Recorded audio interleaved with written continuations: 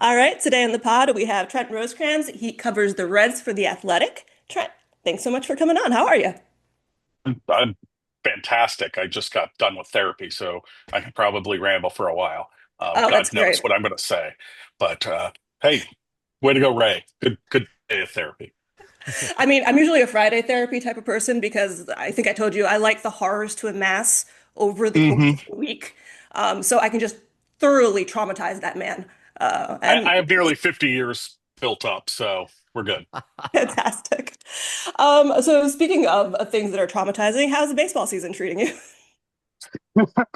It's long. Yes. Um, yeah, I like it's so funny because baseball, Laura, you know this so well. It's just so long. And it's that weird thing where like when you're in it, it just feels like it's never going to end. And then when you're out of it, it's almost like the world's still spinning and you kind of get dizzy because it's like centrifugal force and you're like, wait, I'm not going anywhere. I should be in a hotel. Yeah. Um, am I earning points for this today? No, I'm not. You know, and so it's long, but it's fine. Like this team's at least interesting in August. And so my ideal, I said this to Bob Castellini one year. I think this was going into the 2020 season, when none of us saw what was coming in so many ways. But he was just like, "Oh, you got to be happy. You're gonna. This is a team that could go for a long time and play for a long time and win some." And I'm just like, "No, I don't want that." And he looked at me like, "What? What?" I go, Bob Castellini is the Reds owner. I go, Bob, if you guys go to the World Series, that's an extra month work for me for no extra pay. So the ideal is for you to be good into September, um, and in the race, so people are still reading, and I can, justify my paycheck, but not so good that I have to work on preview stuff for the playoffs. And it's a fine line. In 2021, they hit it right on the dot. It was great. So, I mean, you're kind of in this position right now with the Reds and one game out of the wild card, trailing the team I cover, the New York Mets. Has this team taken you by surprise at all? And what do you think has led to some of the success they've having this season? No, not really. I mean, they're kind of who I thought they would be. Kind of right around there. I didn't see them, really being in contention for the. Well, I'll change that. The NL Central is one of the wackiest divisions year in, year out. And for most years, I can think about this for quite a while. You knew who was going to finish in last, but you would then take the other four and shake them up, and if it finished in any way, you get it. You Right. know, it's going to make sense. So we're kind of in that right now. We knew the Pirates would finish last, and yeah. So the rest, the Cubs have come back down to earth. The Brewers, it was funny. I saw them early, and I'm like, how's this team going to win? And then this past weekend, I watched them, and I was like, oh, they're going to win by not messing up. Quite honestly, we saw it last year in the World Series, right? The Yeah. Yankees just beat everybody, but then the Dodgers played better baseball and they won, and it made it look easy. Yeah. That's what the Brewers do every day. You don't look at that roster. That is not a fantasy roster, Hmm. right? Not like the Dodgers or the Mets or you know, those are things that like look good as a fantasy league team. Hmm. The Dodgers don't. Like you look at like you're right. Okay, Yelich, he gets on a roll and isn't as old as he is. Yeah, he'll be good. And then you look and you go, Contreras is good. Other than that, you're just who? I mean, South Frelick, yeah, good player, and good players. And you don't even have like remember when you had like Woodruff and you had the guys at the top of the here. Peralta's a good pitcher, really good pitcher, but like he's not your oh God, we got to face Peralta in game one guy. Right. And so you just kind of look at it, and then every year they have a new closer who becomes great. And I used to say the only team that's figured out the bullpen is the Rays, and I think maybe the Brewers have too because they do a really good job. And so it's not that they're gonna beat you, but they're not going to beat themselves, and that's a pretty good team. They have enough to not mess up, Yeah. and in baseball, that's pretty big when you just don't know exactly what's going to happen every day. Well, with the Brewers, they're gonna. I wrote this the other day. It's like the manager in Bull Durham said: they throw the ball, they hit the ball, they catch the ball. Got it? That's what they do. Yeah. You So lollygag to the mill. You I lollygag. paused because I knew he was going to throw some sort of Bull Durham stuff in there. You And I hit was the waiting. ball, you catch the ball, you throw the ball. You're welcome to everybody. That's an all timer. Terry Francona comes in. Mhm. How big has that difference been? He obviously brings his managerial experience. How does that translate though? Like getting the young players to rally and group, and how has just the difference been in that dugout? Really, what I think it is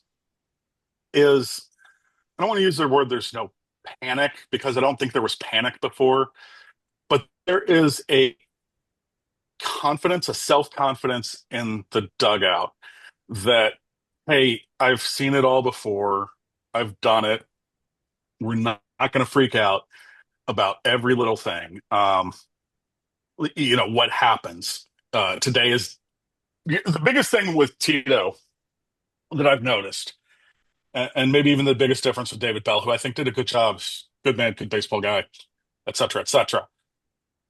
The biggest difference is like you would see sometimes they thought in series under David, and it would be like, okay, yeah, we won a series, and they would win some series. Like with Tito, it is, did we win today? All right, we didn't. Okay, we're gonna win tomorrow, Yeah. and it's a very day by day thing. Now, not that he doesn't think long term because you have to as a baseball manager. One of the things I say all the time. I actually said this once to Gabe Kapler, and he's like, "Oh, that's a good way to put it." And I was like, "Yeah, I write for a living." But it's that in the regular season, and I'm going to do this as the lone caveat. In the regular season, a manager's job isn't to win every game; it's to win the most games, and those are two very different things. Now, postseason baseball, as Billy Bean told us, is different. But in the regular seasons, it's not to win every game; it's win the most games. And I think Tito almost brings that postseason vibe of we're going to win today, but he doesn't take it to the extreme that you do in postseason where there's no tomorrow. There's tomorrow that you still have, that you're going to wake up this morning and have to throw somebody. Mhm. Yeah, no, and I think I think you have seen that, and it's almost like he does know how to save his bullets for the second half, and we've seen how he manages a lot of his younger guys. In terms of how he's dealt with the starting pitching, Hunter Green coming back now, and also the bullpen. I mean, where do you see his influence there? Well, I think a lot of it is kind of trusting the guys in the bullpen, and getting a guy like Emilio Pagan, who was not the closer, who was a guy who took the player option side in this past offseason and the option he had, that the team may have not wanted him to do that, but immediately put him in the closer's role when they need it. And maybe the other part about that is Alexis Diaz. Like, Alexis Diaz, an all-star a couple years ago, he was not performing at that level. Right. And he struggled this spring, and they were like, "Hey, man, you're gonna have to figure it out somewhere. We're gonna do this." And he was brought up, and he did not. He showed that he wasn't able to do it, and they moved on pretty quickly. Yeah. So I think there is part of that, and even like this past week, they DFA'd Jake Fraley, a guy that everybody likes, does that, but it's like, okay, is this going to help us down the line? We'll probably non-tender him after the season, so we'll just go ahead and do it now. If he can find a place to play, that's great. Good for him. If he thinks he's an everyday player, he's not going to be an everyday outfielder for us, especially with moving Noel V. Marte to the outfield. Right. So it's maybe like what I'm trying to say is there's a little less sentimentality or uh, loyalty to certain people, and that happens anytime someone's new, right? Yeah. Because you do not have that history, and so I think it's a little less touchy feely, um, but kind of a good change. Right. And so, I mean, and it's interesting. You mentioned that you talk about how they're looking at some of these players and the Reds trade for Brian Hayes, and everybody goes, "What? Why?" And it seems like a lot of people are eating their words a little bit, especially with what he's been able to contribute defensively. Like, what have you seen from him? I mean, like day in and day out. Like I was like, yeah, I know he's a good defender, but like in the 2.5 weeks he's been here, there's at least I can think of at least like 7 or 8 plays off the top of my head where it's like, whoa, like I haven't seen a guy who makes that play since Scott Rowland, Jeez. playing here, you know. And Brian Hayes is really, really good defensively. It's crazy how good he is defensively. I don't know if you guys saw that play last night. I heard The the ball that call. The Angels were like, "No, not again." Oh, I didn't hear that call. I heard the red side. I need to look to that one because it bounces off the guy's Brady Singer's foot. And then it's like in the middle of the field. It's not like right to Brian Hayes. It's like it's a bunt, and he does the bunt bare hand picks and throws the guy out. Like this is a ball that was hit right up the middle, Yeah. and he still had the instincts to be coming in and to play it like a bunt and make that throw. I it was just that's what he does. He is so good. But what also it did was they had no LV Marte, a young kid that they really believe in the bat and the athleticism and so many other things. But Noelvi had a nightmare of 2024. Apparently part of his own doing. He started suspended for PED, failed PED test, so 80 games there. And it was after making his debut late August the year before and really making a splash and saying, "Oh, this guy's our third baseman." And then, well, he wasn't there. And then when he got back, he really struggled offensively and defensively. And then this year, started in the minors, took it right, did everything right. And when he got up, he hit, but he was still struggling in the field. Brian Hayes allowed them to say, okay, this guy's got the athleticism to play the outfield. He's got the instincts. He's never done it. Never. I think he said when he was little, he wanted to be an outfielder, but he was in the infield. Um, Never give and up on your dreams, kids.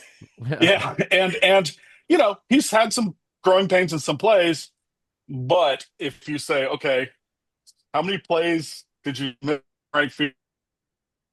Did we now make at third base? You'll take the third base that trade off every day. Yeah. He looks more comfortable. He's hitting the ball. He can be an impact bat.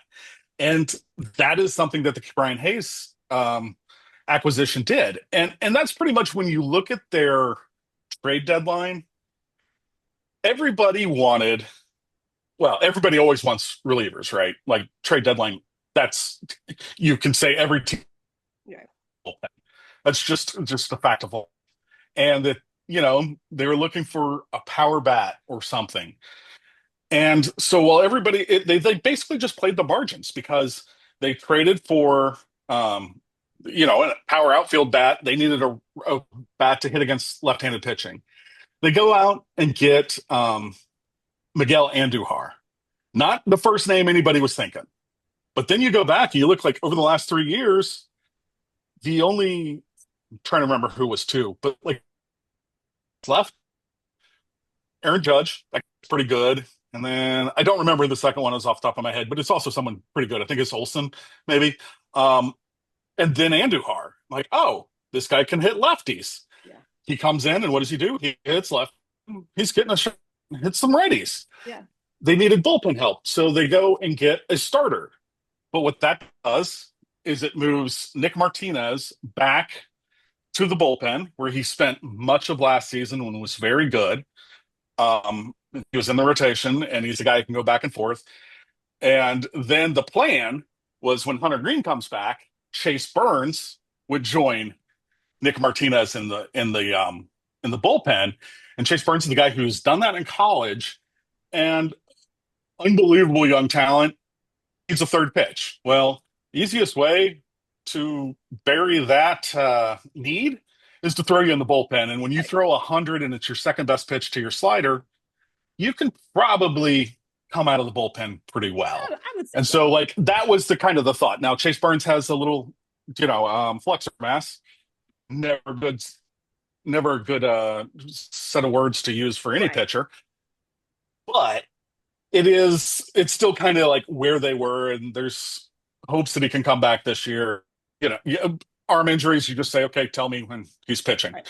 Right. and when he's ready, and when his rehab is done, because otherwise there's going to be setbacks, and the day by day is whatever. It's pitching, Right. but that was kind of the thought. It's like if we add Zach Littell, and he can give us roughly the same production in the rotation as Nick Martinez, well, then we have Nick Martinez in the bullpen. Mhm. And that's a guy that they know has done it. He's closed games. He's been a long man. He's been a swing man. He's been everything, and he's very good about it. And he has the right attitude. So that's kind of what they did. So for an outfielder, they got a third baseman, and for a reliever, they got a starter. Hey, thinking outside the box.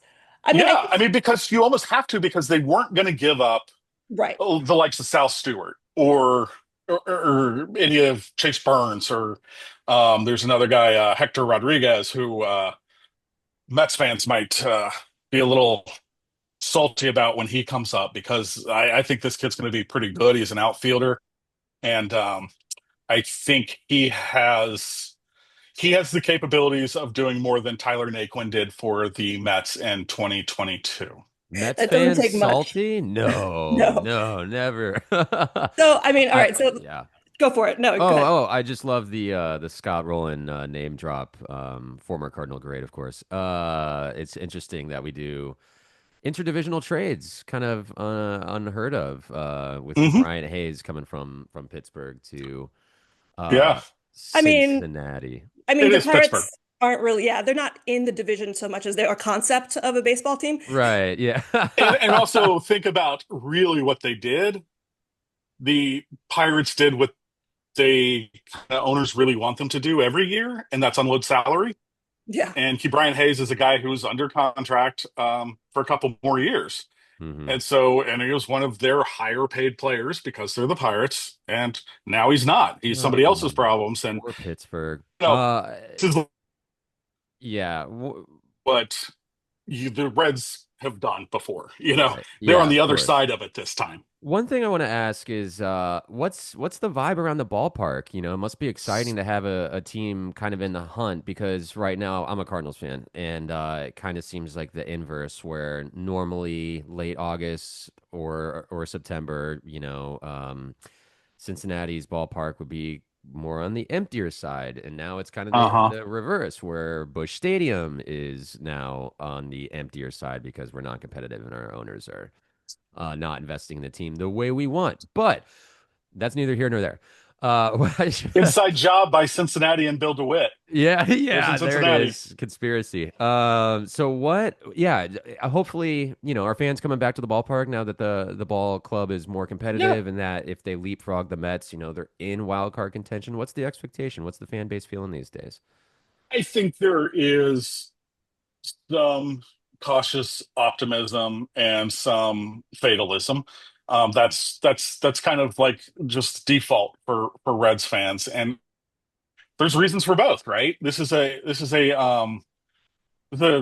franchise that has not won a playoff series since 1995.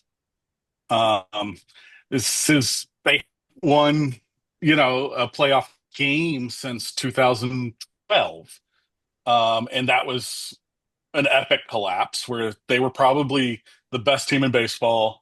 I really think they were in 12 with Scott Rowland.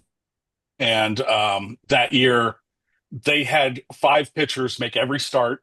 They had 161 starts were by five different guys. The only one that wasn't was in a doubleheader makeup game.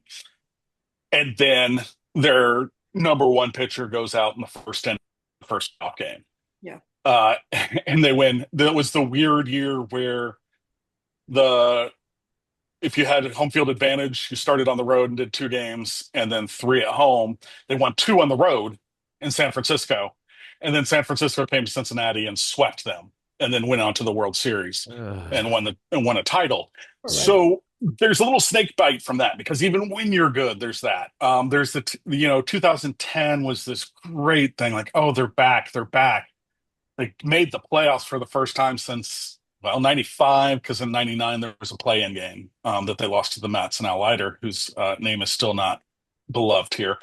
Um, but what that point is like 2010, all this excitement. We have this great young team, and then Doc Holliday comes out and no hits them in the playoffs. Mm. And you're like, oh, geez. 2020, you had a team that was kind of built for the full season, that they had actually kind of went out record spending for them, free agents on free agents, and a team that just didn't quite get it, but then snuck into the playoffs, had a great pitching staff.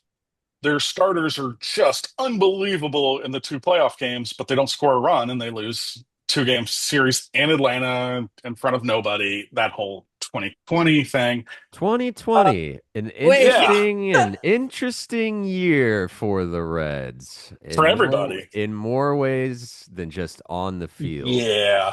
It's the 5-year anniversary of the Tom Brenneman call. What A have we team that learned? had Wow. Trevor Bauer. Uh, Yes. A whole yeah, litany of go-getters mhm. on that We can, those are both self-explanatory and we can leave them here. If you don't know the call by now, the deep drive to left, Castellanos' infamy across the sports world. There have been, it's like if anything pop cultural reference happens, everybody has to check in on if Nick Castellanos has hit a It's home insane. run that day. do you know that he hit a home run in the minor leagues the day I think they caught Bin Laden? Probably. No, he did. I looked it up. Oh, did they? Oh, wow. Yes. Yeah, that's, yeah. And I'm Just a like, man. remarkable pop culture reference right now. Speaking of pop culture, I see a litany of Star Wars objects in the background. What's your favorite film and Star Wars film, and why is it The Rise of Skywalker? Yeah, that's number what, 50. Um, like it's worse than Attack of the Clones, and that's saying something. Hate Attack of the Um, Clones. What hate it. you know what? I low key like Attack of the Clones, but that's fine. You're out. Get out. Get out. No, Honestly, I will fight for Phantom Menace over Attack of the. Same. If Marshall Lucas had edited the Phantom Menace, it would have been great. Mhm. I believe that. There's always that thing of like, what's the best and what's your favorite? Like, I think the yeah, best baseball like movie is what's your favorite? Sugar. I like hearing like other people's Yeah. arguments for this, that, and the other. So for baseball, like the best baseball movie is Sugar. My favorite is Major League, right?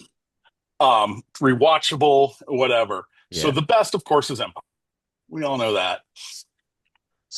But because of my age, who I am, where I am, and everything, my favorite just to put on and have in the background is Jedi. I Um, get that. I remember seeing it in the theater. I saw all 3 of the first ones in the theater. I'm that old. Although the first one we saw, my parents took me to a drive-in, and I was like 2, so it doesn't really count. But I did actually. I was there for the screening. Um, but like I remember the build up to Jedi, and like these are mine from when I was a kid, and like the 12 Oh, inches were only right before. Oh yeah, this is the funniest. Well, I won't do for that one, people but who like are on audio, he has like all these incredible Star Wars figurines, Oh and wow. it has his that's my name at mother's the bottom, handwriting. Oh wow. like Andy What? from Toy Story. Yeah. Okay, this is the worst one. The Leia and her hair has been ever. Where my mother decided to write my name. It is on Leia's butt for those And who it's are my For last listening. name those is on audio 2 levels, only, just in case there was another Trent. Um, you have your name tattooed on her ass. if I could That's have hilarious. yeah, I love Carrie Fisher, so that's my age. But yes, So that is my age. And so like Jedi was just this whole build up. And you can't, but over here I have this whole case of Emperor's Royal Guards, the red guys. Oh, They were my sick. favorite. Oh, Um, I love those guys too. Yeah. so oops, you can see how it a mess, but that whole case is just different versions of the Royal Yes. Guard. Sick. Yeah. I had the figurine, I Um, had the Lego, I had yeah. Their look was so awesome. yeah, and I actually have another two boxes full of stuff that are not in there right now, because I have certain mental sicknesses, plural. So cool. Oh, apparently we all Yeah, have thank you, the same Laura. You're the kind. first woman to ever say that, so I appreciate it, Well, I showed you this before we started recording, my Spaceballs the phone case. I which also is have amazing. a backpack with the Space Winnebago on it. Nice. I like a Don't you have a theme. Tatooine backpack I too? also have a Tatooine backpack, yes. Oh, Yeah. here's this one.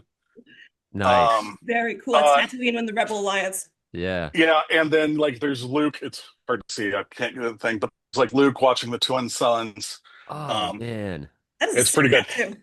Yeah, it's really good. It's It's really good. my.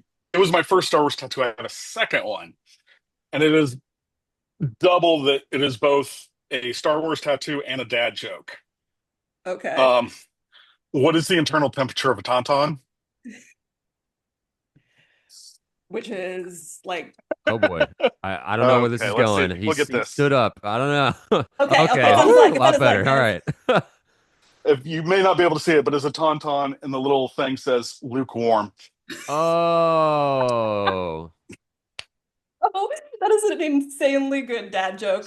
I We am so have to proud of end you. there because it's not going to get any better than that. Lukewarm. Yeah. Trent, come for the sports, stay for the therapy. Trust me, I've done enough. Actually, I haven't. That's the problem. But yeah, I love That's it. Thank you awesome. so much for your time, Trent. This was great.